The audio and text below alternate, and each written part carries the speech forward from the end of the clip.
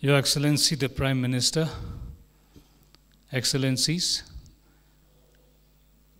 Honorable Chairperson of the National Council, Dr. Hamid Rashid, Honorable Chairperson of the Royal Civil Service Commission, Honorable Auditor General, Honorable Secretaries, President, Bhutan Chamber for Commerce and Industry, CEOs of financial institutions, distinguished guests, ladies and gentlemen.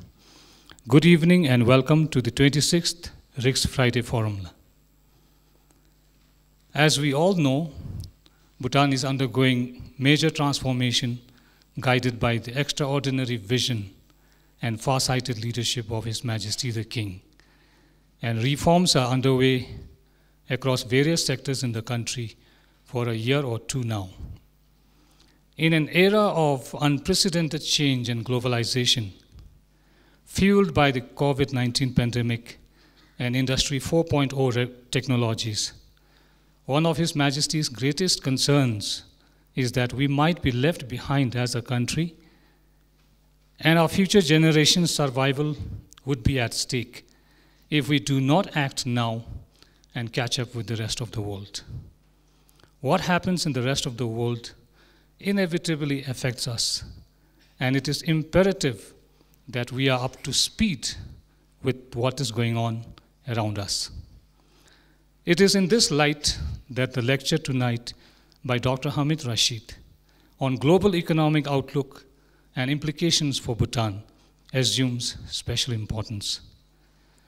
Though Bhutan is tucked away in the Himalayas, we can by no means escape the vicissitudes of this highly globalized world. Whether it is the impact of the pandemic, the consequences of the war in Ukraine, the perils of global warming, or the volatility of the global economy. And as we rebuild our economy from its ruins after the pandemic towards that of a developed country over the next decade, discussions on a topic like the one we have tonight is indeed very relevant and timely. Dr. Hamid Rashid is the Chief of Global Economic Monitoring at the United Nations Department of Economic and Social Affairs, or UNDESA. He is the lead author of the UN flagship report, The World Economic Situation and Prospects, jointly published by UNDESA, UNCTAD, the UN Regional Commissions, and UNWTO. Previously, he served as the Senior Advisor for Macroeconomic Policy in UNDESA, advising finance, central banks, and planning authorities in developing countries on fiscal and monetary policy issues.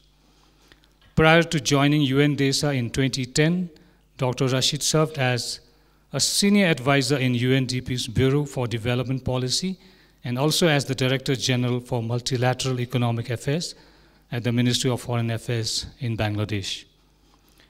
Dr. Rashid earned his PhD in Economics and Finance from Columbia University in New York under the supervision of Nobel laureate Professor Joseph Stiglitz. In a recent paper, Averting Catastrophic Debt Crises in Developing Countries, Extraordinary Challenges Call for Extraordinary Measures, Dr. Rashid and Professor Stiglitz warn against the looming risk of a debt crisis in developing countries. Dr. Rashid's research interest includes macroeconomic policies, technological change, digital transformation, and international finance, their impact on economic growth and sustainable development. Dr. Rashid, it is such an honor to have you in Bhutan and as the eminent speaker for the RIGSS Friday Forum tonight. Excellencies, ladies and gentlemen, please join me in welcoming Dr. Hamid Rashid. Dr. Rashid will speak for about an hour and we will open for audience questions. You can either raise your hands if you want to ask a question and my colleagues will get the microphone to you, or you may send us your questions through Slido. The event code, as you can see on the screen, is 3540562. I would now like to invite Dr. Rashid to the podium. Thank you and have a great evening ahead.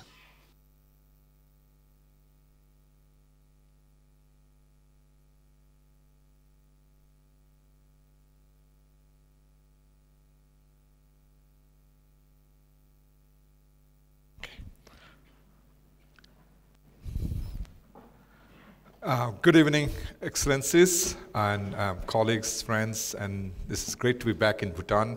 And thank you so much for the opportunity to given to me today. And so, just for some background, my involvement in Bhutan or with Bhutan goes back many, many years. Actually, at the beginning of my career as a Foreign Service officer, I was in charge of the Bhutan desk, along with the India desk, in the Ministry of Foreign Affairs of Bangladesh. And then many years later, when I joined the UN, my interest in Bhutan continued. And in 2011 through 2016, I came to Bhutan many times. And after quite a long break, it's good to be back here again. So thank you so much. So my title has changed a little bit. And I should also apologize in advance that I've been in transit for 36 hours. So if I am a little incoherent, or if you don't understand me, it's because I'm jet-lagged. So that's my excuse, but I'll try to make sense here. So this is, I have 12 slides altogether. Out of the 12, first two would be on the global situation. I don't want to spend a lot of time on the global trends. And the next 10 slides will be on Bhutan. So, and this is some of the research that I've been doing on Bhutan, and I thought it'd be great to share them with you. As the chief of global macro at the UN, my team, we sort of oversee 179 economies. This is for all the regions of the world. I personally, as the leader of the team, I look after 10 countries, 10 largest economies, plus 2 countries that matter to me, Bhutan and Bangladesh. So this is how I sort of remain involved with Bhutan and remain engaged on this. So the title of my presentation is Tectonic Shifts in the Global Economy. And so basically, we're looking at 3 major global trends right now, and these are all transforming the global economy that we knew before the pandemic. First is the decoupling of the 2 largest economies, and I'm sure you can guess which 2 economies I'm talking about. The decoupling of the US and China. Before the pandemic, actually it started even before the pandemic, and these 2 economies, 2 largest economies for the first time in human history, were actually had a very synergistic relationship. They were interdependent. But given some geopolitical developments that started in the mid-2010s, and gradually you see from the pandemic time onward, a complete decoupling that is underway right now. And that has profound implications for all countries in the world. One particular implication is that global supply chains that we knew before the pandemic is changing dramatically. Many countries are actually benefiting from this decoupling because the West is trying to reduce its dependence on China, and other countries are stepping in. Vietnam's Lao PDR and other countries are stepping in to take advantage of that. So this decoupling has implications for Bhutan as well. So I'll come to that in my presentation. The second trend that we would see is a monetary tightening in the developed economies. So since the global financial crisis, which is long, long ago, we had a period of easy money, which is known as quantitative easing.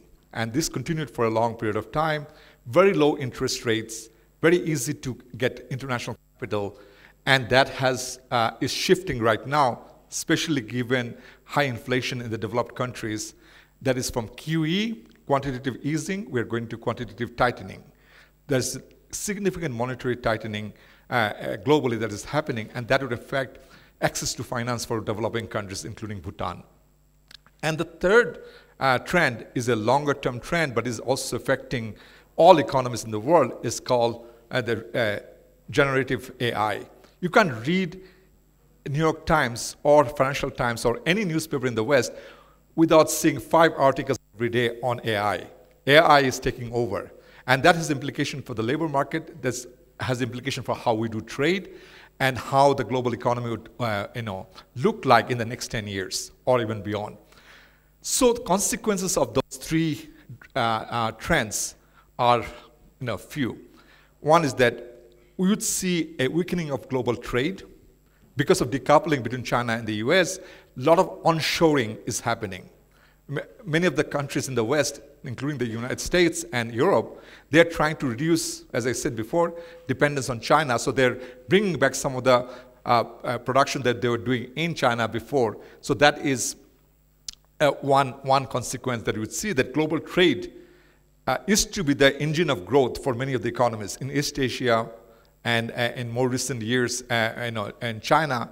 But trade would not be the engine of growth going forward.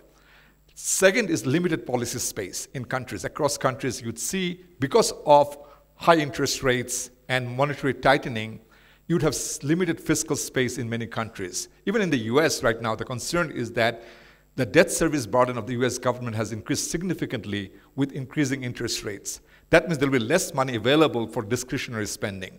So across the board, among all countries, you'd see limited policy space, especially limited fiscal space. And as a consequence of those two, you'd see subpar economic growth going forward. Global economy before the global financial crisis in 2009 was growing on average by about 4%, 3.5%, 4%. We had the big crisis in 2008-9.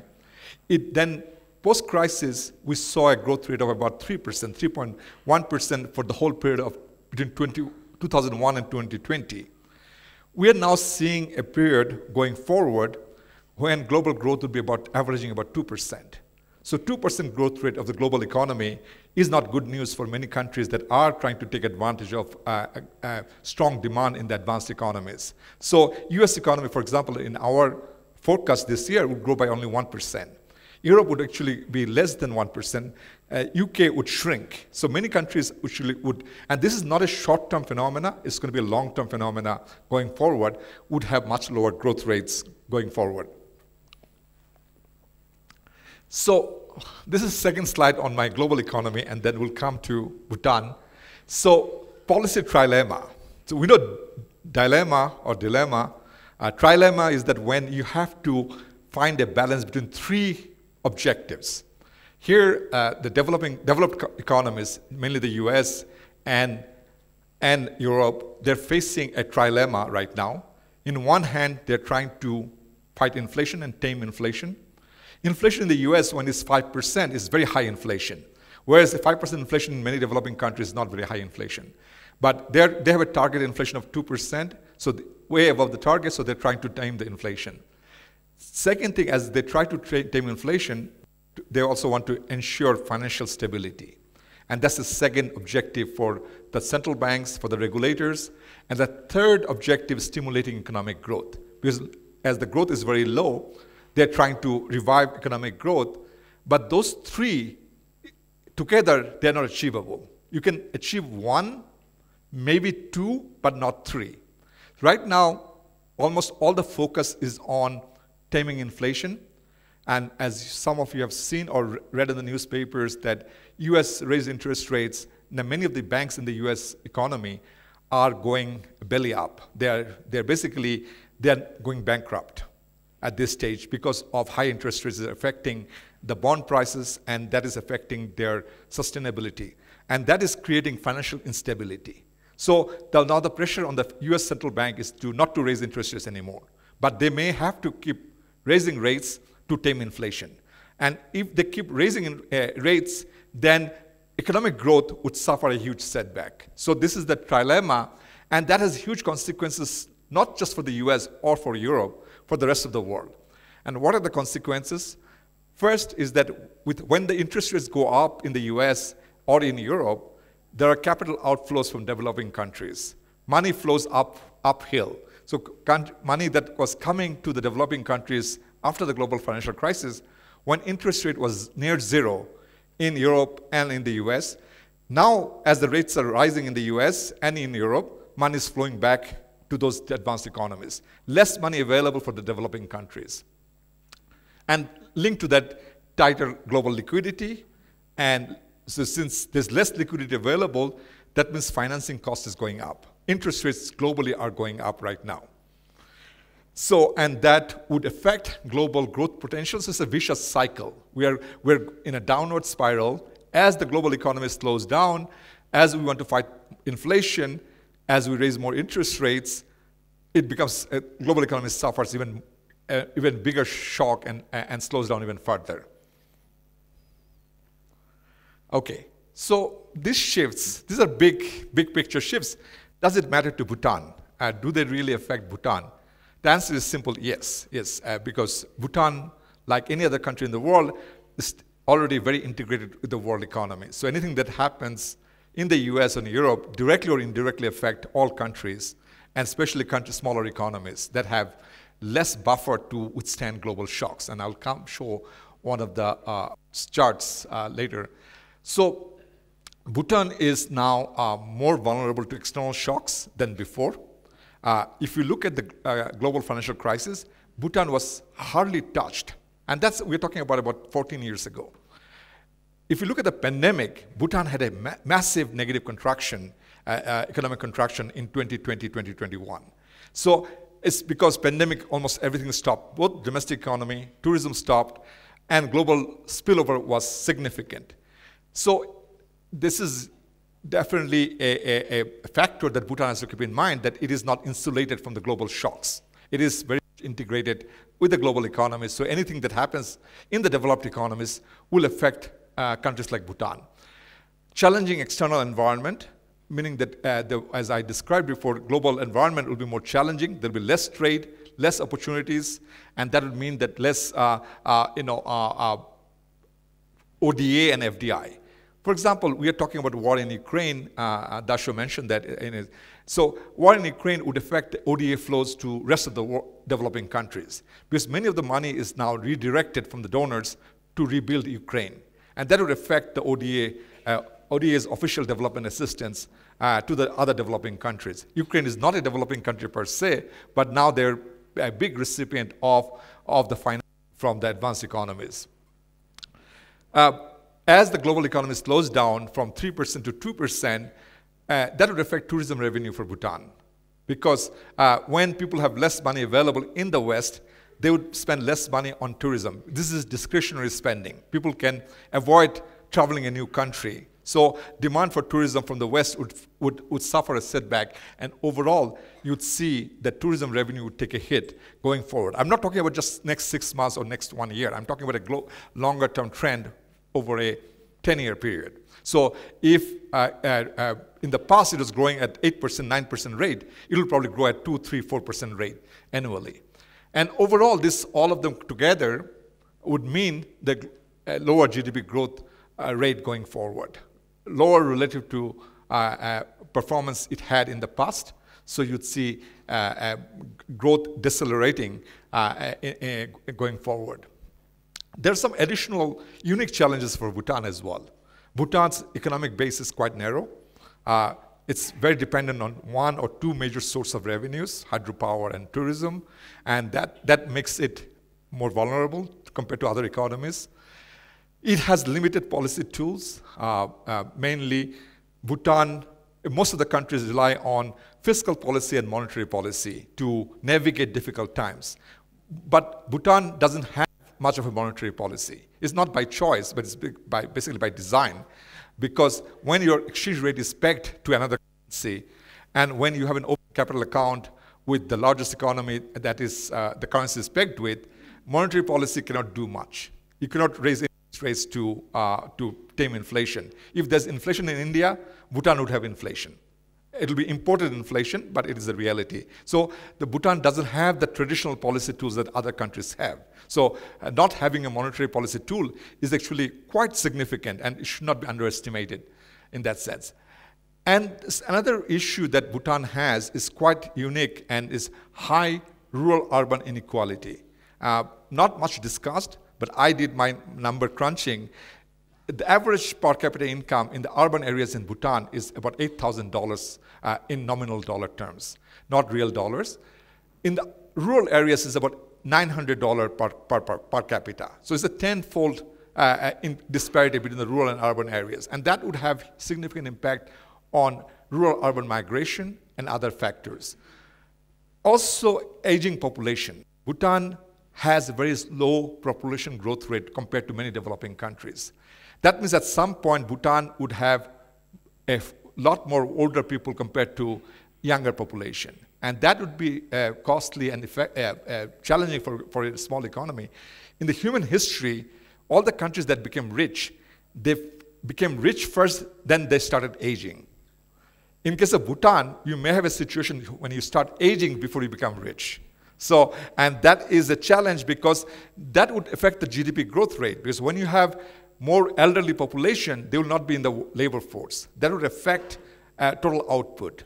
So overall, this is the problem China is facing right now. China is going to be the first major economy that was almost reaching the high income status, but may not be able to reach that status because it is aging very fast.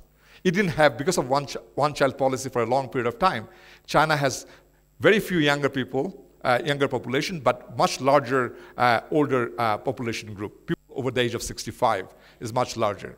So all these factors compounded would affect Bhutan's. I don't want to be a naysayer here. I'm a champion for Bhutan, but I also want to give an honest assessment about what are the risks for Bhutan and what Bhutan can do. And every time something great happens in Bhutan, I feel a lot of joy. Everything that's sad, something bad happens, I feel a lot of sadness. So it is not, but these are the factors that policymakers, and I'm honored, deeply honored that Honorable Prime Minister is here to listen to me, but these are the factors I'm sure that also keeps him awake in the middle of the night.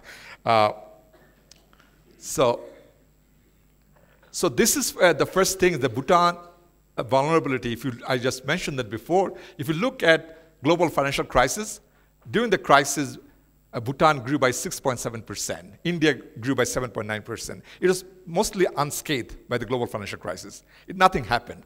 Compared to LDCs or Nepal, Bhutan did much better. But if you look at the pandemic shock, Bhutan shrank by 10.1%. Its GDP shrank by 10.1%. It's a massive contraction of the GDP. Compared to that, India's 7.3%, South Asia average 5.7%, Nepal 2.1%. So shock was much larger for Bhutan. Here, of course, one thing is that size matters. Smaller economy, a large shock, you get affected the effect is much bigger. So in that case, but still, it's a sign of exposure to external risk is much more pronounced in case of Bhutan right now, given that it's more integrated than before. Okay. And another source of shock for many economies is the level of external debt. In this case, I would make a qualified statement because debt is generally, if you see a high level of debt means you have a debt sustainability risk. A country may default. If you look at some of the countries in this list, Lebanon defaulted in 2020, Zambia defaulted in highlighted should be Bhutan actually, the color got mixed up. Bhutan's debt to GNI ratio, external debt stock to GNI, gross national income, is 140%. But we have to qualify that debt because unlike other countries, Bhutan's debt is generally good debt, not bad debt. Because there can be three kinds of debt. One debt is that you borrow from external sources to support current consumption. Second kind of debt could be you borrow from external sources to build infrastructure, but that doesn't generate revenue, direct revenue. And the third kind of debt is the debt that you build infrastructure or build projects that also give revenue right away once the project is operational. And Bhutan's debt fall in that category. Almost all Bhutan's debt are hydropower related debt. So that is that's a good debt. It's not a huge risk. Many countries, Sri Lanka defaulted with a much lower level of debt to GDP ratio or debt to GNI ratio. Bhutan didn't default or would not default, at least not in our estimates, because this debt is self-paying. But Bhutan's debt could also be much lower relative to other countries if it had different kind of financing models. For example, if Bhutan, there's two ways of financing projects. One is pure debt, borrowing money to build projects, or the joint ventures. Other countries have joint ventures, their debt is much lower, and they also have lower risks of external risk. So there's trade-offs in all different combinations. But again, Bhutan's debt to GDP ratio, GNI ratio, is not alarming. If someone doesn't know the whole story, they'll say, oh, this country would default. But given that its debt is completely hydropower related and is basically revenue generating, it doesn't have the risk that other countries have, like Zambia or Angola, or Georgia, all these countries are facing serious risk of debt default. Okay, I went backwards, sorry. All right, so this is the near-term economic outlook. This is what my team does. We do forecasting. So we look at many, many variables. And I should be, I forgot to mention something at the outset, that I'm here in a personal capacity. I work for the United Nations, but my presentation and views are entirely personal here. This is not a UN position, but these numbers that we are presenting is a UN position because we have officially published those numbers. So our report, we publish a report called World Economic Situation and Prospects, where we provide 2-year forecast for 179 countries, and that includes Bhutan. So our forecast released in January, we expect Bhutan to grow at 4.5% this year and 4% next year, 2023 and 2024. So 24 is 4.5% and 23, 4%. IMF, they released their report in April. They expect 4.7% growth in 2023 this year and 3.4% next year. So we are not too far from each other. But the question is, for an economy of this size, this can be a very impressive growth performance for the US, even for China these days. But for a small economy, this is a worrisome growth rate because this is something, the growth rate for Bhutan could easily be 7%, 8%, 10%. Obviously, the external shocks, there are more risks to the domestic economy these days, but overall growth rate of Bhutan can be much higher than what we are seeing right now.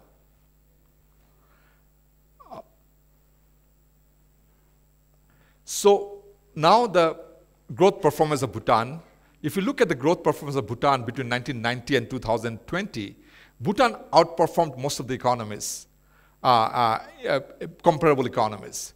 Bhutan grew on average by 6%, Nepal 4.4%, South Asia on average grew by 5.5%. This is over a 30-year period we're looking at. So this is a long-term growth trend.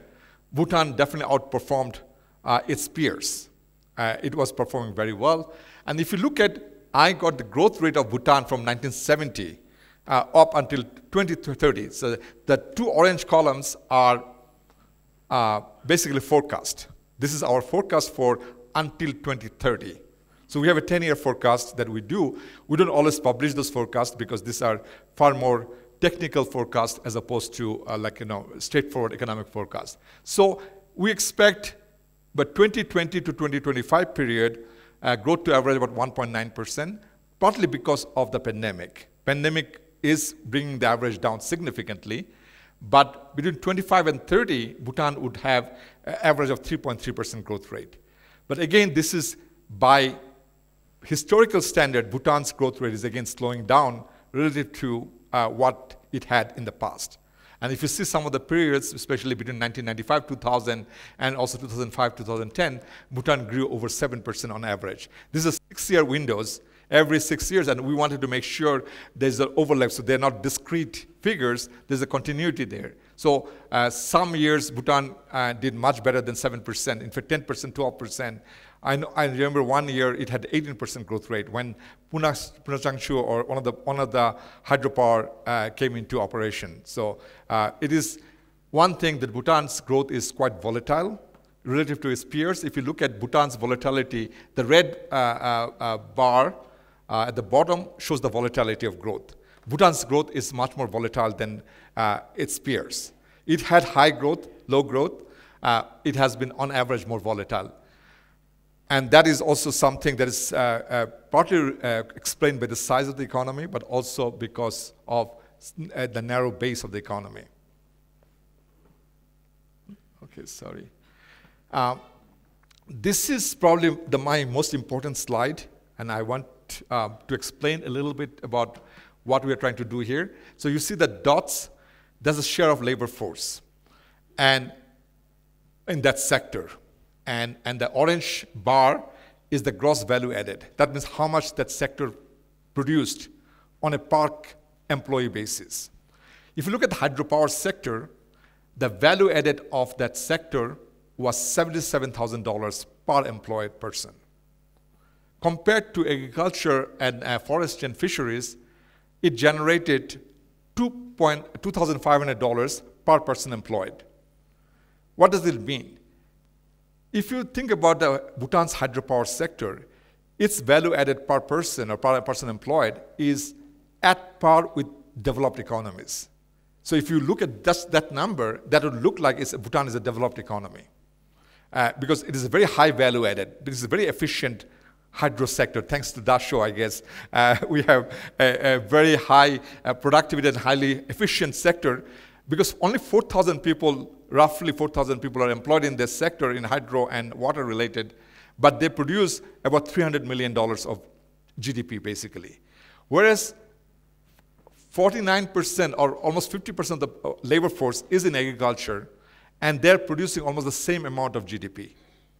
And their per capita, per person GDP or per person output is only $2,500.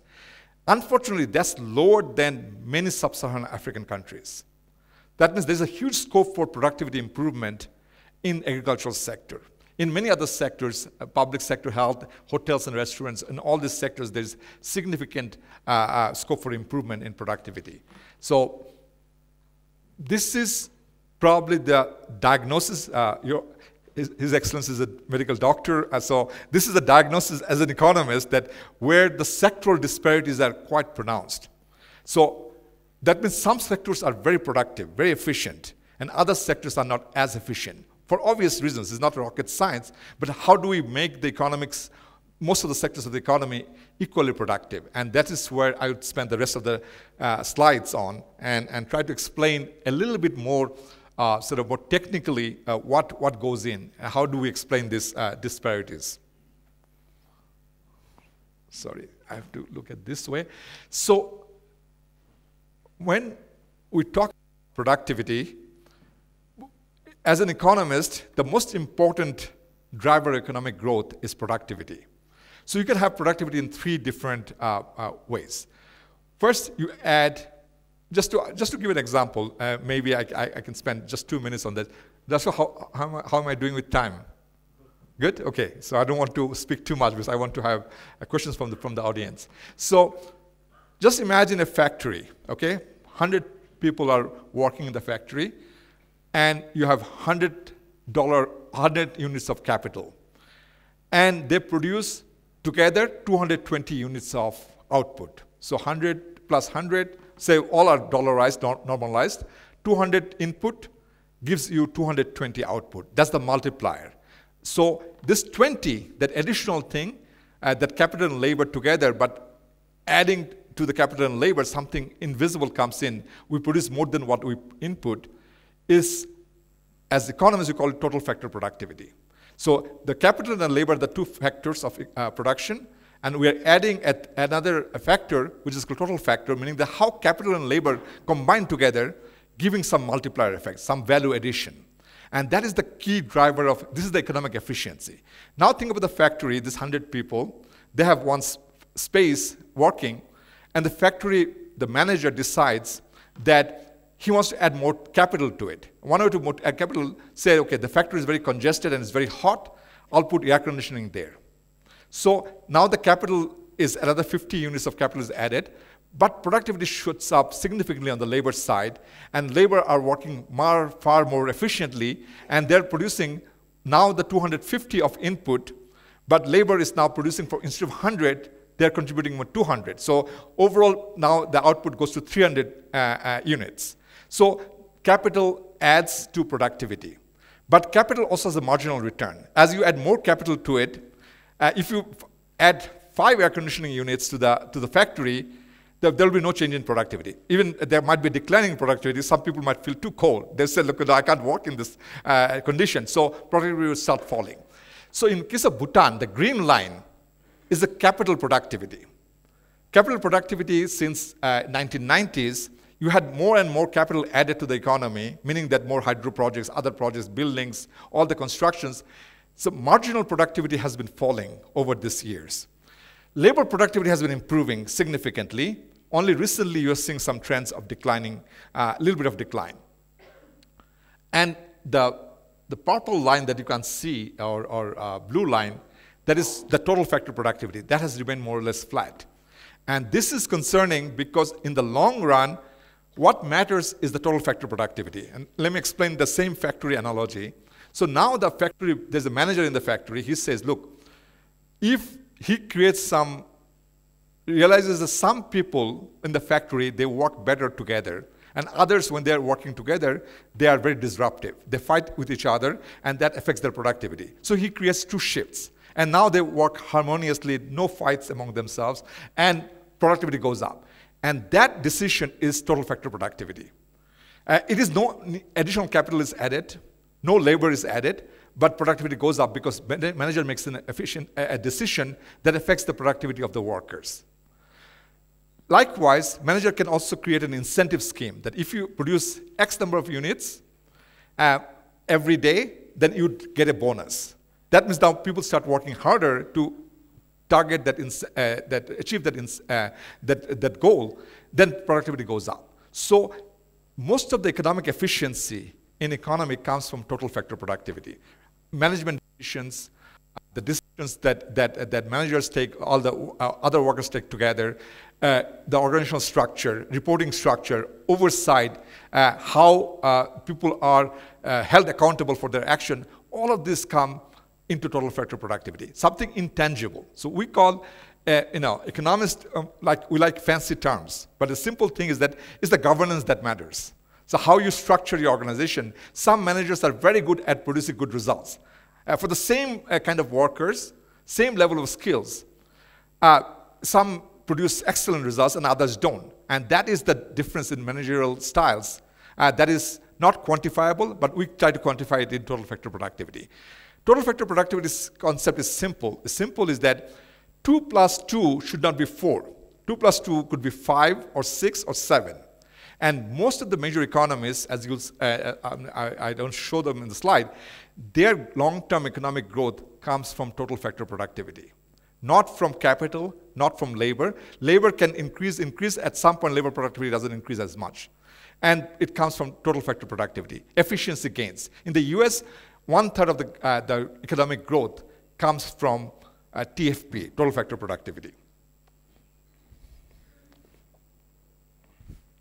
Okay, this is the Bhutan's, again, a diagnosis of Bhutan's growth over the last 50 years. So the yellow dots are the growth rate. So even labor, this is the total labor productivity. Labor productivity is also affected by capital and managerial efficiency, right? Managers, when you train the workers, they become more efficient, but also better managers make the workers more efficient. So if you look at Bhutan's, all the 100%, the gray area is the total factor productivity. In case of Bhutan, roughly about 9% of labor productivity growth. Bhutan and India had same rate of labor productivity growth. Every year, labor became 3.4% more productive year after year for the 50-year period they were looking at. But in case of Bhutan, only 10% of that growth can be explained by total factor productivity. In case of India, it's almost, I would say, about 30% of the growth, 27% is explained by total factor productivity. Efficiency gains by the managers, by the organizational structures. In case of South Asia, also you see, although it grew much lower, 3.1% a year, labor productivity, but again, contribution of TFP was much higher. So overall efficiency of the economy matters when you look at the total factor productivity. That determines how efficient the economy is in combining the factor inputs. Country that produces a lot of TFP or is able to achieve a lot of TFP, that's countries are, in the long term, are the prosperous countries that became rich, namely the US. And I forgot to mention, total factor productivity comes also from innovation. Innovation and ingenuity in all the innovations that happen in the workplace. Mainly in the US, you see US economy is not adding a lot of capital and not adding a lot of labor, but that economy still grows faster than many other economies in Europe, partly because of total factor productivity, because US farms are considered more efficient compared to many other farms in the world. So I think I skipped some slides. Did I? At least. Oh, sorry. Yeah. So I think I want to go back to this slide.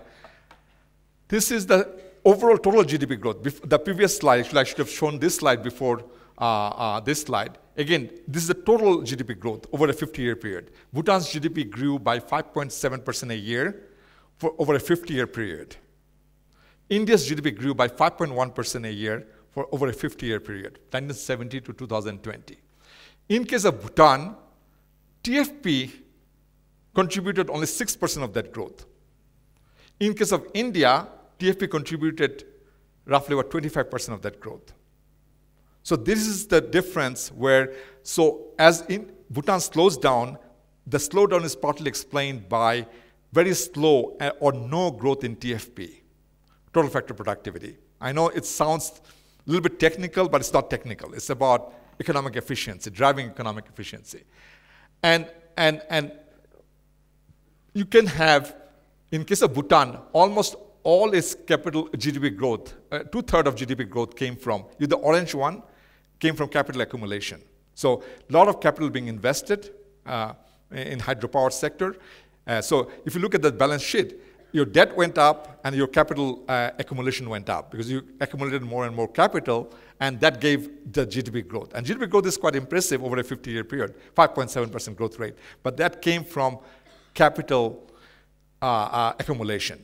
Why I'm saying all this? Because going forward, if Bhutan doesn't change the way it does some of the work, then its growth rate will be slower than India's, Bangladesh's, and other countries. Although Bhutan should be growing twice as fast as India's or as Bangladesh's, given the small size. We call it base effect. Base effect meaning small economy should grow much faster. Remember, China grew by 10% a year for 30 years on average.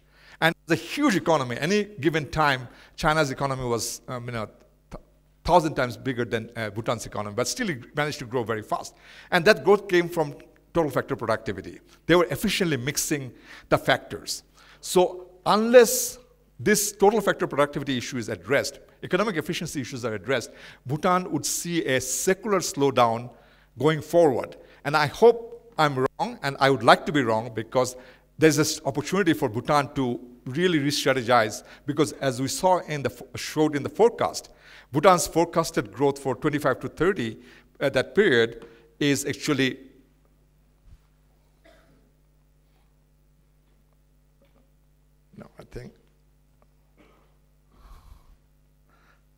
here.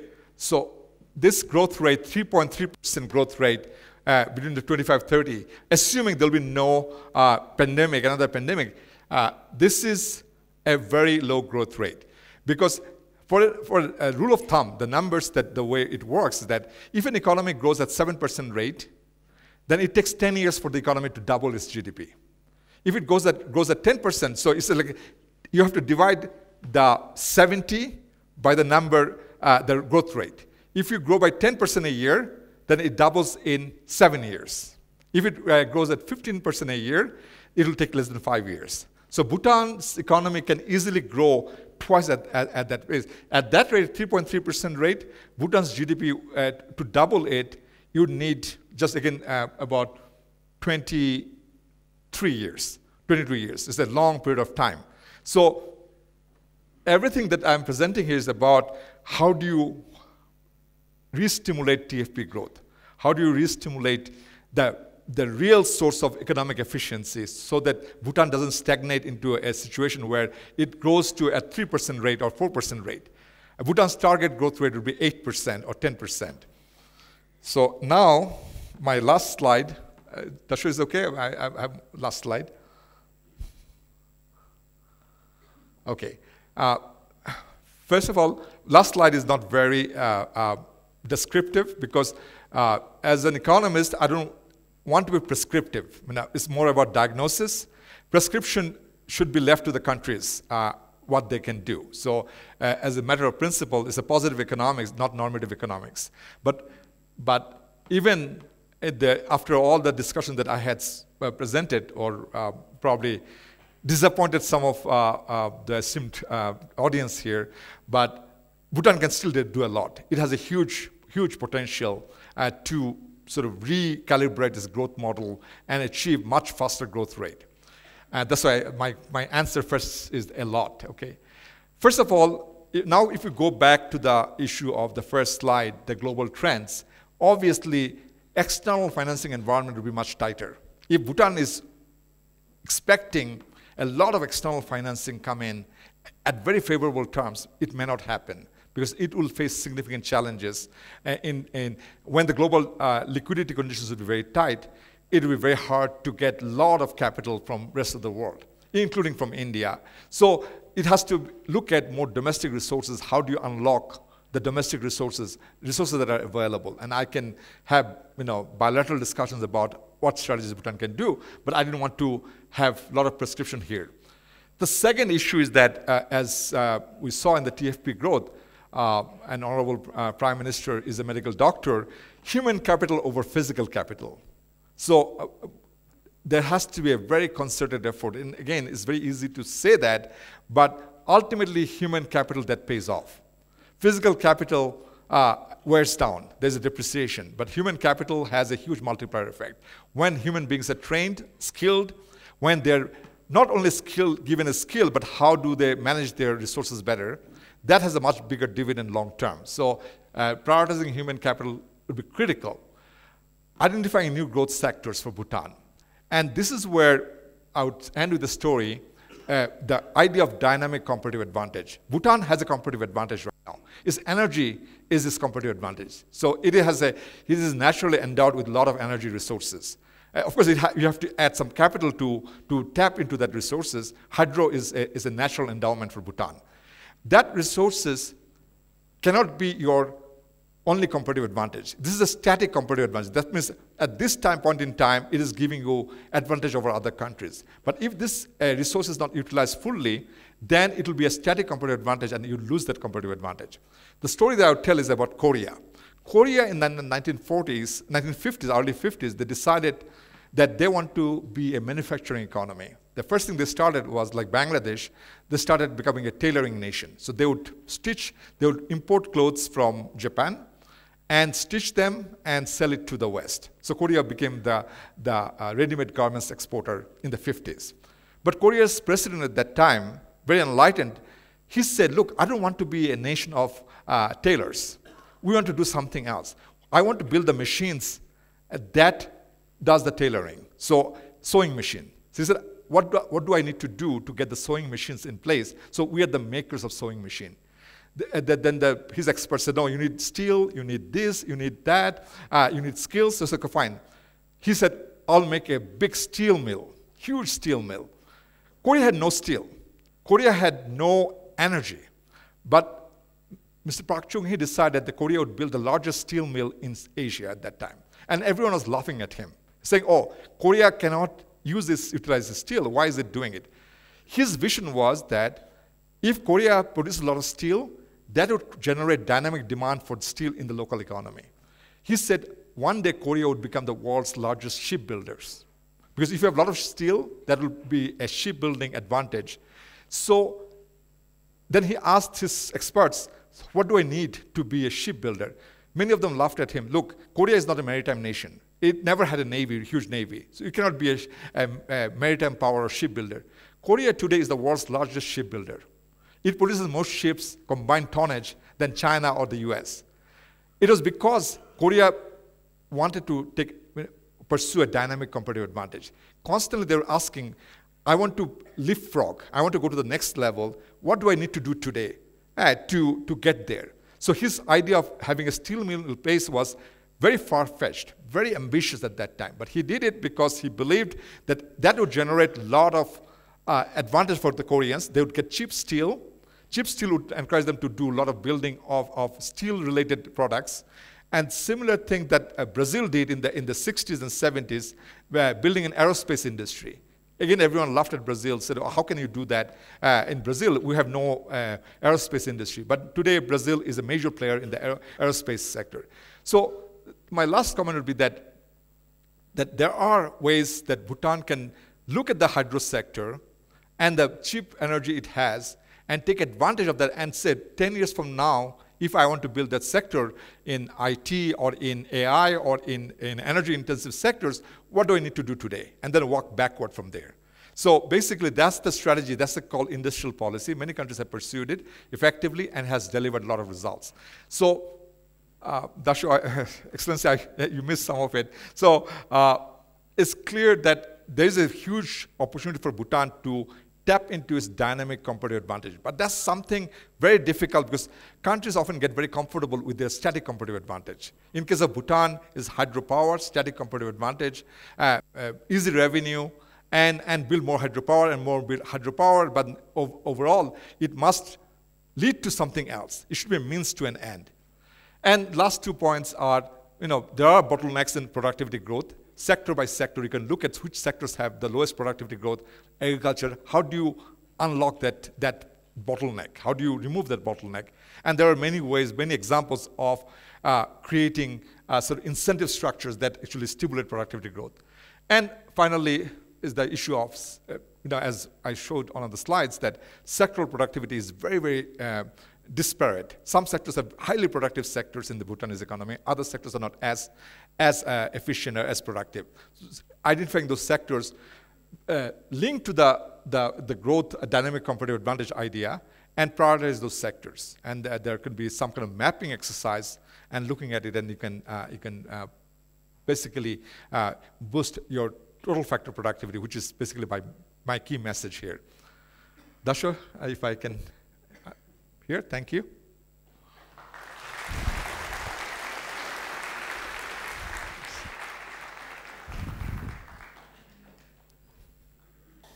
Thank you so much, Dr. Rashid, for the very enlightening and educative talk and presentation.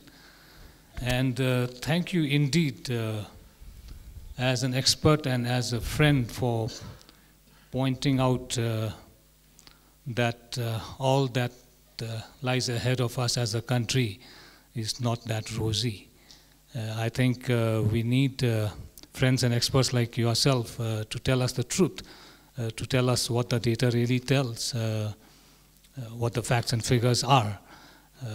Sometimes we could get overwhelmed, when the reality may not be as rosy as we might want to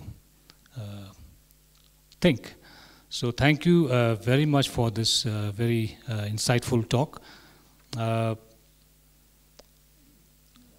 One thing, of course, as you mentioned, for the Bhutanese economy, I think a perennial challenge, of course, is our smallness and thereby our vulnerability to external shocks. And I guess while these are realities that we have to live with, but I guess it is also the reality that calls for all leaders and policymakers like the ones we have in the audience today to really come up with new ideas and strategies to really address the issues that you pointed out, or address the inherent challenges that we face as a small, vulnerable economy. And thank you also at the end for being a little hopeful and giving us some possible solutions to address the challenges that we are facing today. So thank you once again. We now open the floor for questions from the audience. Please raise your hands if you want to ask your question here. We will get the microphone to you. Or as you can see on the screen, please go to slido.com, and the event code is 3540562. We have already a lot of questions on Slido, but if anybody in the audience would like to break the ice in terms of raising the first questions, let me go to the Shufinso here. And then I will come to the student there. Good evening. Thank you, Doctor, for this very stimulating talk. My name is Kunto. I work in the National Council. When we talk about the labor force, for the last 50 or 60 years, the engagement of labor force in agriculture sector has been more or less the same, which is about 50% of the total labor force engaged in agriculture.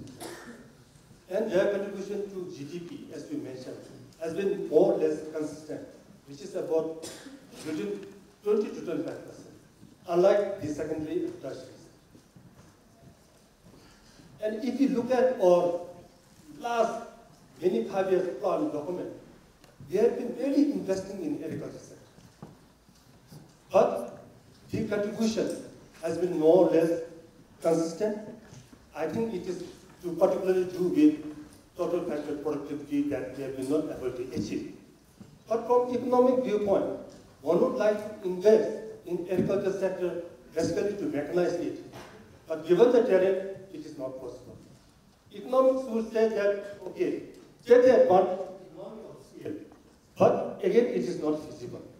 So therefore, we are stuck with agriculture production or productivity or mix of factor of production in that sector for last many years. Now going forward to leapfrog. Like you mentioned, Korea was able to transform from sewing machine to shipbuilding. Now for Bhutan, particularly in this sector, where half the percent of labor force is engaged, what would be your advice or your suggestion? Thank you. Shall I take this? Yeah. Thank you, Dasho. Every time I give a talk in a place, I usually risk that not being invited again, because I often come with some truth, unpleasant truth, or inconvenient truth. But I hope it will not happen in Bhutan. I didn't want to disappoint colleagues here that the risks in the Bhutanese economy, and I understand many things have been tried in the agricultural sector. And you're absolutely right. For Bhutan, mechanization is not the solution. Even it's not the solution to have economies of scale. But a simple solution could be, are we optimizing on market access issues? Like, for example, if a farmer is producing a produce in a remote eastern part of Bhutan, the production cost versus the final cost that he or she gets from the marketplace, is there a huge to entry to the market, meaning that if the person is not able to bring the product to the market efficiently, meaning that if the person has to travel 5 miles or 10 miles, and there's a lot of other indirect costs, then the person's incentive to produce efficiently or produce more would be diminished. So I'm not being prescriptive here, but the question is that there are other factors, other things that can be done even in the agricultural sector to boost productivity. So although I know that I've seen the numbers myself, agricultural productivity in Bhutan has been pretty much stagnant. But it is possible to improve it by looking at what are the bottlenecks. One bottleneck that I would suspect is the pricing issue, the price that farmers finally get versus the price the consumers finally pay. There's a huge gap between that two. And that is the markup probably that goes to the truckers, those who are able to bring the product to the market efficiently. So if the farmers would get the better prices, then they would have incentives to produce more efficiently and produce more. So this is again an example that I would give from the United States. Early US road system was, all of them had the number called FM. If you still some of the rural areas in the US, the road numbers would say FM 102. It's not the radio frequency module. It was basically meant farm to market. So all the roads in the US was designed not to basically connect like different settlements, but to ensure the farmers were able to bring their products more efficiently to the market. So roads were built keeping in mind, and I'm talking about 1880s in the US, 1870s. More than 100 years ago, 150 years ago, US was thinking about how do we give more money to the farmers. For example, I would give from Japan. If you look at Japan, the fruit prices in Japan is exorbitant. Rice prices in Japan is 5 times the world average. What do? This is how, like in Japan, if you want to give a very expensive gift to a friend, a holiday gift, you buy a very fancy melon. A fancy melon would cost probably $500, one melon. One mango can be $55, $50 in Japan.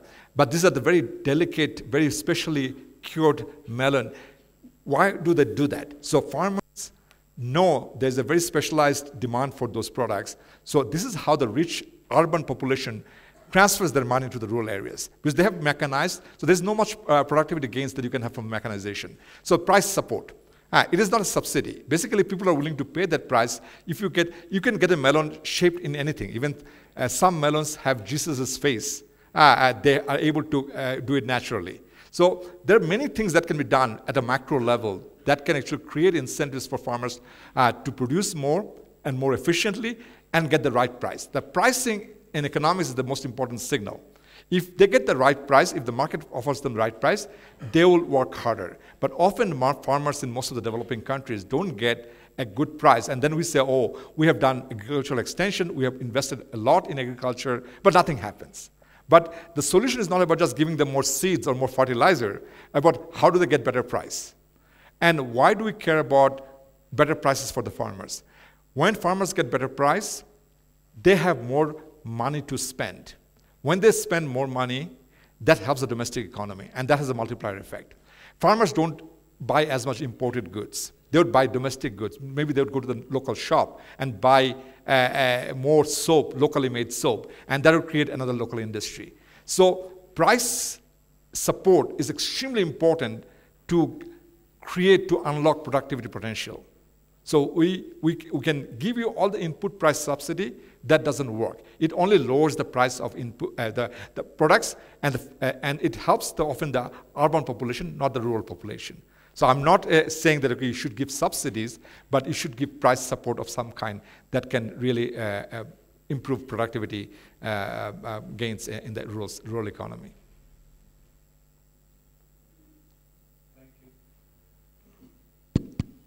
Thank you. I did see a student. Yeah, please. First of all, good evening, and thank you, sir, for giving me this opportunity. So, as we know, nowadays, we are venturing into the 21st century, and everything is changing so fast. Like, I remember just a few years ago, my father would have to manually take money out of his wallet just to buy something. But nowadays, he barely pulls out his wallet because he can just use his phone to scan. So our currency and economy is developing very differently and fast. And recently, I've heard that our country is now investing in Bitcoin and cryptocurrency a little bit. Some people might think it is good, some people think bad. But since sir here is an expert, I was wondering, what is your opinion on this topic? Is investing in cryptocurrency good for our country or bad? Okay. Thank you. It's a great question. Thank you. There's no black and white, good or bad. So investing in crypto may mean two things. One is that buying crypto that has already been produced by others, and you pay a huge price to buy the crypto and to speculate the price would go up further, and you'd get some gains. That's bad investment. To begin with, I was never a big fan of Bitcoin. My personal opinion, when Bitcoin was $60,000, one Bitcoin, it was $64,000, I said it's time it would crash. And it crashed. It is now about $15,000. But the second part of what you can do with Bitcoin is that if you have skill set in this economy where you're able to take advantage of the low energy cost and you're able to have your quantitative skills, because Bitcoin is a very technical skill that you need to mine the coin. It's not like anybody can create it. You have to solve tremendous amount of algorithms to produce one Bitcoin. If you can produce one Bitcoin, you're getting $15,000. So it requires computing power, it requires intellectual power, it requires a lot of skills. If you can do that, if Bhutan can do that, that'd be a fantastic dynamic competitive advantage, taking advantage of cheap hydro energy, because energy is the unit cost of energy in Bhutan is lower than in most countries. So mining Bitcoin or any other currency, if you can do, that can add a lot of value to the economy. But buying crypto with already your money that is already in the economy, that would be a bad investment. If you can sell crypto by producing it here, excellent idea. Thank you. Let me take A question from Slido. There's one here. Yeah. Oh, yeah, sorry. Okay. I will take yours first. Hello. So first of all, I would like to greet Honorable Excellency, Dr. Rashid, and all the ladies and gentlemen here. A very warm good evening. So on behalf of my school, Mothang, and we would like, our question would be, as Doctor said, Bhutan is growing, but we have an opportunity to grow, in a more faster pace, in a better pace. And so my question to Doctor would be, how are your ideas and suggestions for us to maximize our growth and development? Is it by bringing international, multinational stores like KFC, Amazon, Flipkart in Bhutan? Or are there other measures, like he said, cryptocurrency and stuff? So I think the best way to become prosperous as a nation or as an individual is to innovate. If you can innovate, if you have excellent programming skills, now you don't need to be in a top university. You don't need to go to MIT. A lot of programmers in the world right now, they're self-taught. They're learning it themselves, given the internet connections. If you have good internet connection, if you have good computing power, then you should be able to become an entrepreneur, and that would add a lot of value to the economy, that would add a lot of GDP, and when you become very rich, others will benefit from that too, because you'll be spending money in the economy. So basically you can have very large multiplier effect, and that would come from good education, but good education is only a stepping stone, because you have to also have the entrepreneurial skill, attitude in order to be an entrepreneur. Some people are naturally disinclined to be entrepreneur. Others want to take chance. And I think one of the colleagues mentioned it, that Bhutan is very small. But there was a book written by an economist, German economist, back in 1900s called Small is Beautiful. So Bhutan's smallness can be Bhutan's advantage. And you can really create a lot of entrepreneurial skill and take advantage of the low cost here, and you have a global market. Because anything that you produce digitally, it's not confined to your border. I was in Belarus once, and I realized that Belarus is a major exporter of video games. And that's all homegrown young kids like you, or they were writing all the codes to create video games, and they became a major exporter of video games in the world. And Japanese company, and the company called Rakuten, Viber, I don't know, anybody knows Viber? Viber is an app a lot of people use, was developed in Belarus by a kid. And it was sold to a Japanese firm, Rakuten, and they bought it for a couple of $100 million. So innovation can be your advantage, and in order to innovate, you need the skill sets, and you need to also have the entrepreneurial zeal. So, and that with that, three things, success is unlimited, and your size, your location doesn't matter anymore. And I mentioned that I didn't spend a lot of time on generative AI. What is happening with chat, there are a lot of students here. Do you use ChatGPT? Okay, so everyone uses that. So this is a global phenomenon right now. Everyone is using it, and it has made our lives so much easier. Right? Before you had to do Google search, you had to know what you want to, what should be your search word. But now you can have a conversation with a ChatGPT, and you can say, oh, I'm thinking about this, I want to write this paper, but I don't know exactly how to start. ChatGPT would basically walk with you. So you have enormous opportunities to exploit and be an innovative nation. And all my discussions, at least the second half of my discussion, is about total factor productivity. That comes from innovation, entrepreneurship, and good management. So thank you, Doctor. As a person who aspires to be an entrepreneur, and it was very benefiting from hearing from the Chief Global Economy. So thank you, Doctor. You're welcome. Thank you.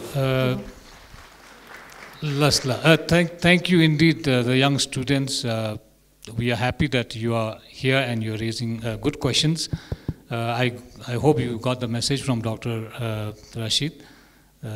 Don't only wait for government jobs, but think about entrepreneurship, doing startup, innovation. This is what is most important. We have the Honorable Finance Minister here.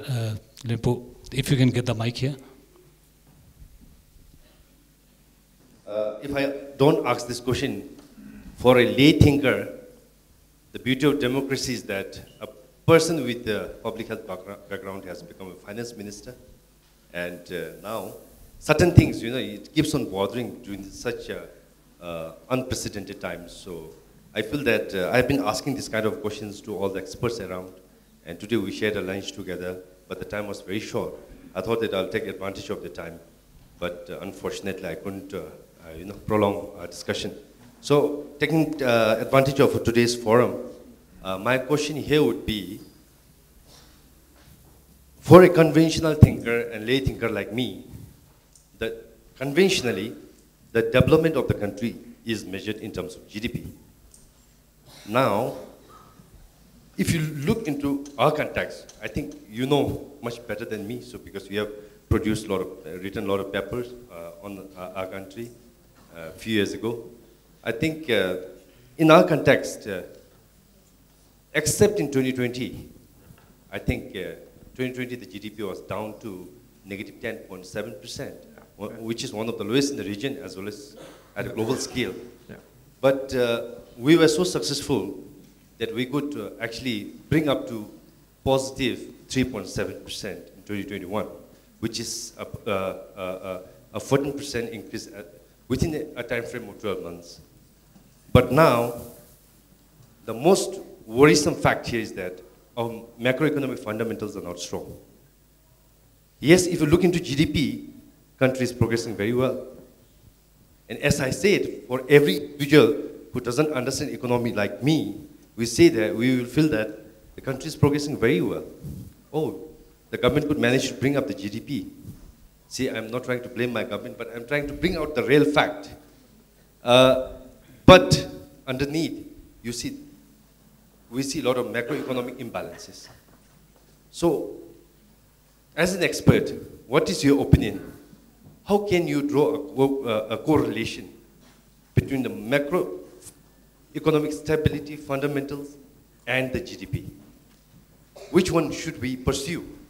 I think for me, as a layperson, I feel that pursuing GDP at this point in time, when our macro fundamentals are not so consistent, a lot of uncertainties, I feel that we need to, probably at times I feel that the formula to compute GDP is not relevant in our context, given the uniqueness of our economy. So what is your take on this? Thank you very much. Excellency, thank you. I think I probably answered some of your questions. Actually, in my presentation, I didn't directly answer your question. I hope opportunity to explain in details, but you're asking extremely valid here. What I have presented in here is that actually looking beyond GDP. What I focused on was about, in technical terms, we call it total factor productivity. That is the source of long-term economic growth. You can get a lot of GDP by adding more capital to the economy or more labor to the economy. Just imagine in this room right now we have, 100 or 200 people, and if all of a sudden 5 billionaires entered the room, all of us would be statistically multimillionaires. Because we do the average, 5 people plus 200, 205 people divide, if you have a total amount of, if Bill Gates, Mark Zuckerberg, and Jeff Bezos entered this room, fortunately, all of a sudden we'll feel very rich. But is it real wealth? Our income hasn't changed at all. We're just by averaging, some people would feel much richer right now by company. So GDP has that problem. So we are looking at averages. But if you look at the sources of GDP, it's similar to what I explained, that you can add capital, like Jeff Bezos comes into this room, you have more capital added to the pool, and you feel that, okay, the average is richer. But real economic growth comes from total factor productivity. how you combine, how you cook labor and capital together. The cooking that matters, the cook that matters a lot. Leadership matters a lot. As institutional structure matters a lot. Rule of law matters a lot. How do you make the economy more efficient? That is an intangible part of GDP growth. And the countries that have achieved long-term economic growth over a 100-year period, they relied on those economic efficiency factors as opposed to adding pure labor or pure capital. And the question that you raise is that, which one we should focus? Bhutan's fundamentals there are some challenges. I discussed some of them. For example, you don't have a real effective monetary policy. Monetary policy is handicapped given that an exchange rate is pegged with another currency. You cannot raise interest rates to fight inflation. You can't raise interest rates or lower interest rates to increase credit. So this is all given by external factors. But still you have policy tools that are not fully utilized. Under your ministry, on fiscal side, there are a lot of things that can be done to incentivize, and we discussed a little bit of some of the issues in the agricultural sector, the price mechanism that you can have. So all of them require far more micro-level thinking. Given the imbalances can be self-correcting. Once you have a lot of TFP growth, one thing that you mentioned during the lunch, that you have very large trade imbalances, partly because your productivity growth is very slow. That means products imported from India are cheaper, the same product, than something produced in Bhutan. And that means that people would be inclined to import more from India. But if your producers here, they're able to produce certain things more efficiently, then money would be spent locally, and you'd have less trade imbalance. And that would create more of a positive snowballing effect. So the idea is that, I think before my last slide or the slide before, that you have to identify sectors that would have the most potential, and it's more of a micro level task as opposed to macroeconomic task. And it is still countries of this size, countries of this kind of challenges have done well.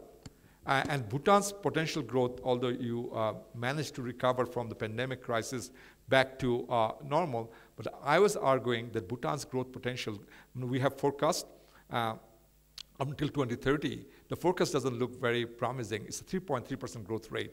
For a small economy of this size, the growth target should be at least 7%, if not more.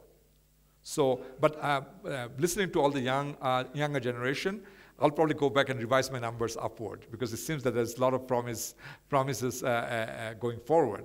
Innovation, entrepreneurship would add to this total factor productivity. But overall, you are absolutely right that GDP alone doesn't tell us the story. So you have to break down the GDP and ask the question, what is driving my GDP growth?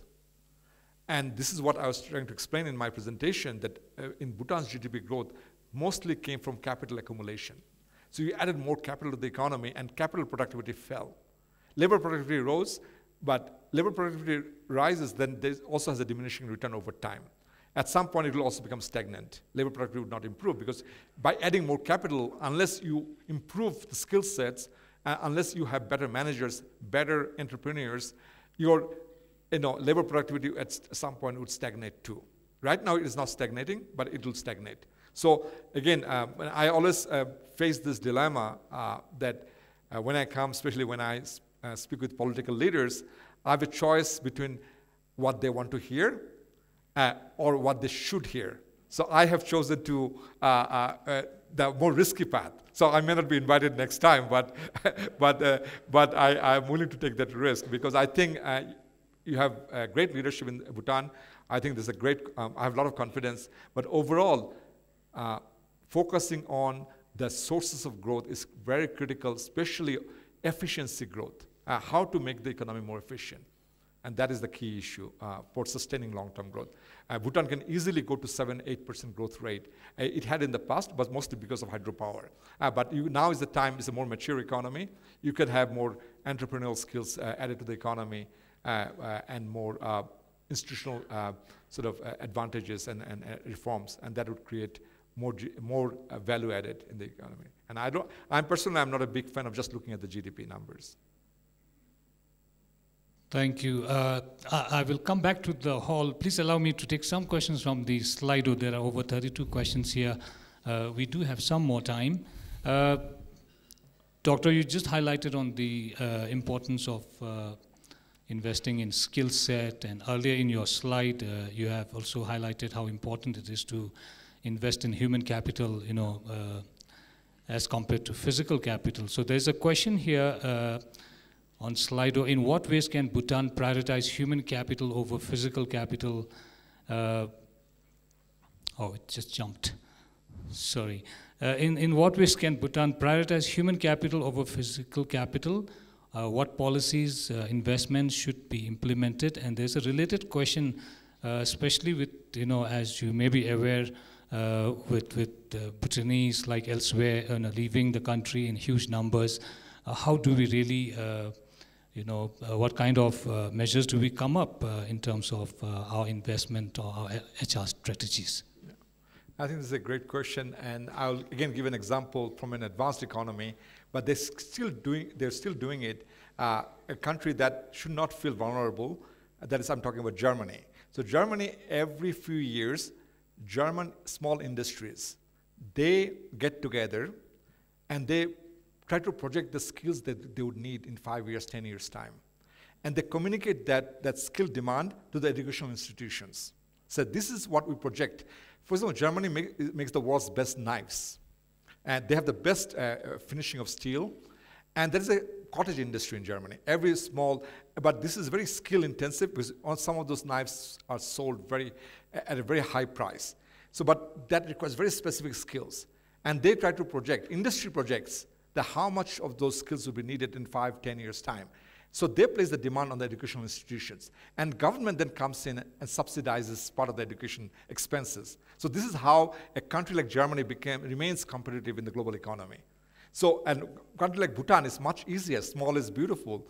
You have the advantage of saying, look, we want to do very well in these 5 areas. What skills are needed in those 5 areas? And then, but that should not be the role of the government. That should be the role of the chamber and the business association. These are the challenges that we are facing in the industry. How do we overcome that challenge? What are the skills gap? And then communicating that to the educational institutions, Royal University of Bhutan or other institutions. Like, these are the vocational skills that we need going forward. And then government can look at this, okay, how do we finance it? So this is how many countries do that, not only Germany, even, I'm sure many of us know about reverse engineering. Most of the East Asian, including Japan, I don't know if anybody read the book by Akio Morita called Made in Japan. He was basically founder of Sony. And Akio Morita, as a young man, he was the leader in technology in the 50s and 60s in the world. I'm sure many of us had Philips radio. Philips was the brand. So he basically felt that, how do we have an industry in Japan which can compete with Philips one day? And he came back and he started reverse engineering. He had many lawsuits. And he had lawsuits from some of the American firms for reverse engineering. But Sony became a global leader in the 80s and 90s. But then Sony has been replaced by Apple. So there's always a competition. But the question is that identifying the skill needs is very critical. So where can Bhutan compete? What are the endowment that we have naturally in the skills in math, education, or literacy? And this, okay, how do we augment those skills? And the advantage that we have is the AI can really help have a good marriage between human skill and artificial intelligence and build on that. I don't know whether I answered that question, but overall, my view is that you can actually definitely target skills and have the policies in place. Thank you. I saw many hands.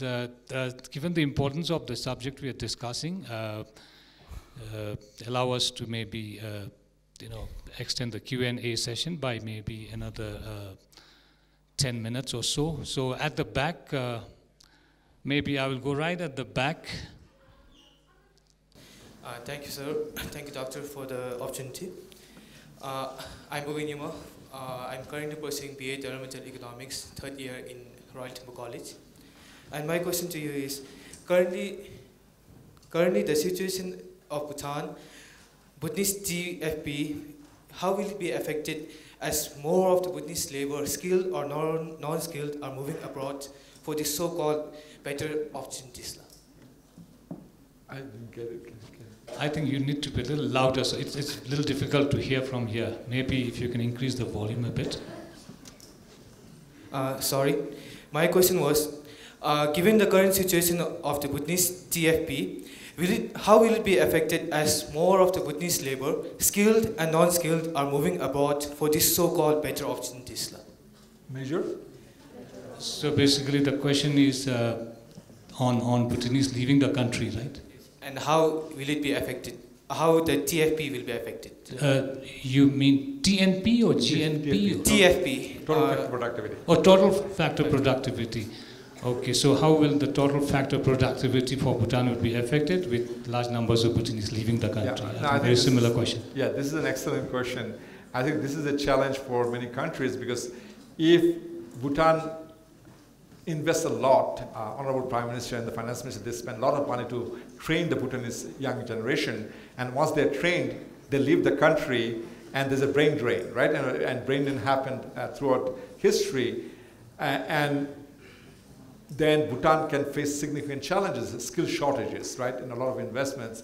And it is not unique to Bhutan. Many other countries face challenges. Ireland in the 1930s and 20s, they had a huge shortage of male Irish. They were all leaving for the United States. And the government imposed a ban on outward migration. Okay? So ban these days is much difficult. I'm not recommending a ban on outward migration. But you can always have some kind of tax, exit tax, or other kind of some mechanisms that can be tried. So if someone who was trained in Bhutan and Bhutanese government and Bhutanese people paid, you breathed the Bhutanese air, you drank the Bhutanese water, you had used subsidized education, and you decide to leave the country right at the moment when you are fully skilled, and then you don't want to give anything back, you sell all your assets here. That is basically stealing resources from the country. So if you want to leave, maybe the one solution could be a tax, exit tax, and this has been tried as well. So there are ways that you can retain the workforce, but most effective ones is creating the right incentives. A lot of people don't want to leave the country just for the sake of living in the country. So if you have a choice between living in the West and living in Bhutan, but if your standard of living here, not just in terms of monetary terms only, you may have your monthly salary could be much lower, but you can be much happier here. Because you don't have to have the US salary to be happy here. You have 1/5 of the US salary, and you still can be very happy here because cost is lower. On the other hand, you can, if you have very low salary, but your skills are much higher than the salary, then you would want to leave. So again, it's a question of pricing. Like if you have the right kind of pricing mechanism in the labor market, and if you're able to retain skills by giving the right wages, right salaries, then they'll stay. So taxing is an extreme measure. I'm saying it in sort of a, but even if that is also a possibility. But mostly it's incentives, and market solves those problems quite effectively. Thank you. Yes, the lady at the back, I hope your question is not about Bhutanese leaving the country. Good evening, Your Excellency, Dr. Hamid Rashid, and honorable guests present here today. I'm Selin Yangzong from Royal Thimphu College, currently pursuing BA Development Economics second year. So my question is, how can Bhutan identify and tap into new growth sectors that align with its dynamic comparative advantage, and what factors should be considered in determining these sectors? Thank you. So the idea is that you have hydropower, you have cheap energy, but your utility charges are much lower. That's your starting. Then you look at what sectors can grow relying on that. Someone from here on this side mentioned Bitcoin or crypto, and that crypto is very energy intensive. So that can be a path to dynamic advantage that you can build. But in order to get to crypto, you first would need skill sets that are probably not available in Bhutan right now. So you have to say, okay, I have the cheap energy sources, and I want to do a lot of crypto mining, but I have to go the intermediate step of building the skill sets, programming skills, and also the computing power. You may not have the processing speed that you need for solving cryptos. And also blockchain is another area. Crypto is built on blockchain. A lot of people think blockchain is separate, but blockchain you can use for many, not just for mining coins, which is the one way to mint money, but you're going to use blockchain for economic efficiency. Like for example, how the transactions take place.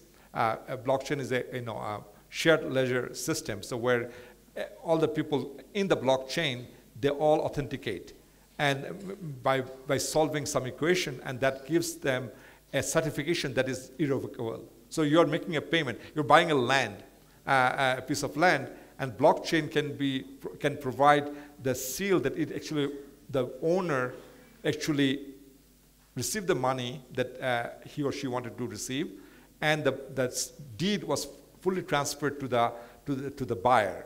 So and that can be done in blockchain. So blockchain can be a huge potential, and it can be blockchain for the Bhutanese economy would not have the economies of scale given the population size, but you can have a blockchain center where you solve global trade problems, global trade. A lot of companies are now using blockchain to authenticate shipment. Like they have shipment at every stage, from the factory to the port, to the ship, to the offloading. All of these are tracked through blockchain, and that can be completely automated, and that can be a competitive advantage for Bhutan. And that, given that blockchain is also very energy intensive. Thank you.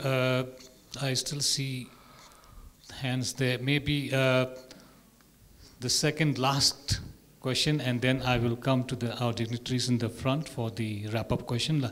So there is one gentleman there. Good evening, everyone. So my question is, global warming has increased our world's temperature by 2% approx in the last few years, and most of the river sources in Bhutan is from the lakes and glaciers. So is it a good choice to call the debt for hydropower as a good debt, despite the fact that hydropower will not be efficient as of now in the long run? It's an excellent question. I also think about that too, because hydropower is very dependent on the glacial water and the water sources upstream. And if there's all the glacier melting, how would that affect the hydropower development? But again, you have a window of opportunity, maybe 30, 40, 50 years. But beyond that, you cannot rely on hydropower. That's why dynamic competitive advantage is important. How do you tap into hydropower more efficiently, effectively now, and maximize all the gains, and then move on to the other, dynamically to other sectors? You cannot, this would not be a competitive advantage forever. There'll be a time we'll probably have a completely different energy source. We won't be using hydro as a source, and then it may be redundant. You may have a cheap hydrogen sources. Already Germany is using hydrogen power. So the question is that it's a very time sensitive. You have a window, and we cannot have much control. Bhutan cannot control climate change. Global warming is beyond Bhutan's control. Bhutan would be a victim of global warming, but individually it cannot do much to contain the global warming process. But at least it can take advantage of the window that you have. And I agree with you. It may not be prudent to just develop hydro. Because you don't want to put all your eggs in one basket, right? But that's why diversification is important. In one of the slides, I talked about a narrow economic base. So that means diversification is important, but it's easier said than done. You have to find ways to see how do we create other industries that can benefit from the hydro resources. Thank you. So maybe a special offer to His Excellency the Prime Minister, in case you have a question, sir. I see still hands going up, but we need to close this to be fair to Dr. Rashid, who arrived in the country this morning after spending close to 48 hours at different airports. So my sincere apologies, sir. Good evening. I would rather address Dr. Rashid as Hamid Bhai. I had a lot of questions, but if you had made this presentation in 2019, I would really be jumping at many, maybe a few questions on every slide. But today, 2023, between 2019 and 2023, Bhutan has gone through lots of changes. So I feel very confident and very, very happy to listen to you because I personally believe we have made the right choice. Most of the questions that we have raised, most of the concerns we have raised about Bhutan and our economy and our future probably is already being inbuilt in the so-called reforms that we are undertaking now. So my question, I don't want to keep speaking because I might fix giving the answers rather than the questions. So since the opportunity is asked your question, have you gone through the reforms that you're taking? Because you, I know, have visited Bhutan more than a dozen times. You know us very well. So if you can go through the reforms that we're taking now versus what Bhutan that we have known before, maybe you might be able to even influence the slide that we have just made. See how we should do more in terms of reforms. In terms of skills and human resources, you're absolutely right. I think all my friends gathered here, we have realized that. We have introduced lots of new skills through as simple as the program called the Smooth Skilling Program. We have even managed, I would say managed, to discontinue nearly a dozen courses at our national university, the courses that are not very employable, and been replaced with the modern courses that we really need, the future path of Bhutan and the world. So on that note, maybe if you don't have the answers now, my request is please study our transformation path very closely. That is being done as we talk, and then see should we be doing it differently or should we continue all its on that. That would be my question. Rest, I 100% agree and I've taken a lot of notes, and I will not wait for tomorrow. So today evening we'll do whatever is required. Thank you very much. Thank you, Excellency, and absolutely, I've seen the reforms. I think they are very, very right on time and targeted, and this will yield benefits. Unfortunately, we are constrained with the numbers we see, and we do the projections based on the numbers. I'm sure our projections would be different 6 months from down the road, a year down the road, but there is always a lag. So anytime you have a reform in place, the results would not be immediate, unfortunately. The total factor productivity trends don't change with some short-term adjustments in the policies. So I'm also very, very confident about, if I have to bet on Bhutan, I would bet on Bhutan, and I would bet that some of the numbers that we presented would be absolutely wrong. I would like to see Bhutan growing at 8% a year for the next 10 years. And I truly believe it's possible for Bhutan to grow at that rate. And it's not just GDP growth. It's not just adding more capital. It's more about the reforms His Excellency mentioned, how that would translate into more efficient economic outcomes. So you don't need a lot of capital for that. One of the side comments that I would make is that the world economy, given the AI and given all the technological change, demand for capital is falling globally. You don't need, like for example, when Ford Motor Company was built as the largest assembly line in the world in the 1920s, it was $1 billion brick and mortar operation. And at that time, $1 billion was a huge amount of money. They said, oh, we never invested $1 billion. Now you can create a $1 trillion company with probably half a billion dollar brick and mortar investment. And almost all the investments are intellectual, computing power, and about how do you solve equations. So the economic models are also shifting. At some point, I joke with my economist colleagues that we'd become redundant because our models are based on constant return to scale. We add 1 unit of capital, 1 unit of labor, and this gives you a linear return. But most of the returns are now exponential. If you can mix the ingredients in the right amount, then 1 + 1 is not 2, 1 + 1 can be 5. And that's the exponential growth we are seeing, and part of those growths come from ambitious reforms and all the different initiatives that we have taken, this current government has taken. I think that's the right path, and I've seen some of the reforms. I'm very optimistic that this would definitely offer results. The numbers that I presented based on the current trends as we see. We cannot see exactly when they would kick in, but hopefully they will kick in and you'd see the results of those reforms. And I would like to see Bhutan growing at 8% a year, at least for at least 2 decades. You know, that's the project. That's what should happen to Bhutan. Thank you so much, Dr. Rashid. Thank you, Your Excellency, for that remarks. And on that hopeful note, that 3, 4, 5 years down the line, we will invite you back to Bhutan, and you'll be giving a similar talk expressing your surprise with how a country like Bhutan has, you know, through its reforms and through the great leadership that we have, completely changed trends and trajectories that you showed us today.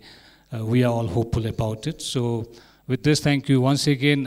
Please give a big round of applause to Dr. Rashid. Thank you. I would now like to invite RIGSS Media and Public Relations Officer Sonam Yangdin to propose the vote of thanks. Your Excellency the Prime Minister, Excellencies, Dashos, dignitaries, Dr. Hamid Rashid, ladies and gentlemen, a very good evening.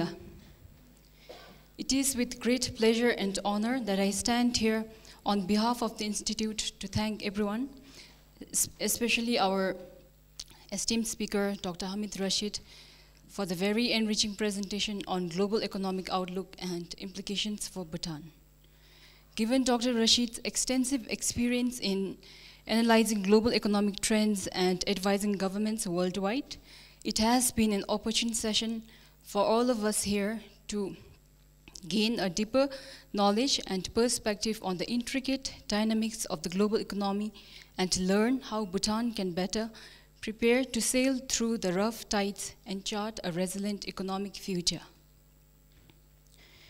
Addressing the graduates of Sherabsi College in Kanglung some 16 years back, His Majesty said that our economy is not just a goal to strive for, but a weakness that Bhutan must first accept in order to be a successful nation. His Majesty said, we cannot just display our strengths and achievements. We must also recognize our weaknesses. Our weakness today is the economy. And 16 years fast forward, we are still an economically vulnerable nation between two global giants on both sides.